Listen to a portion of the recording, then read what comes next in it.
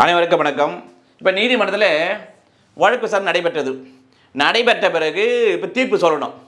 தீர்ப்பு சொல்லுகின்ற போது as per 392 of BNS 2023 subsection 4 படி என்ன பண்ணிக்கிறாங்க, புதியதாக அந்த புறவேடத்தில் புதியதாக ஒன்று சேர்க்கப்பட்டிருக்கின்றது. அது என்னவென்றால், அதற்கான கேள்வி என்னவென்றால், இப்போ தீர்ப்பு வழங்குகின்ற போது நீதிமன்றமானது அதனை நீதிமன்றத்தினுடைய இணையதள வழியில் என்ன பண்ணும், பதிவேற்றம் செய்தல் வேண்டும் என்றால், எவ்வாறு பதிவேற்றம் செய்தல் வேண்டும் என்றால், நீதிமன்றமானது அந்த ஆஸ் பிராக்டிகபிள் கூடுமான வரையில் அதை முடிந்த வரையில் அதை நடைமுறைக்கு இணங்க அதனை எத்தனை நாட்களுக்குள்ளாக பதிவேற்றம் செய்ய வேண்டும் அந்த நீதிமன்றத்தினுடைய இணையதள வழியில் என்று சொன்னால் 7 நாட்களுக்குள்ளாக. எந்த தேதியிலிருந்து?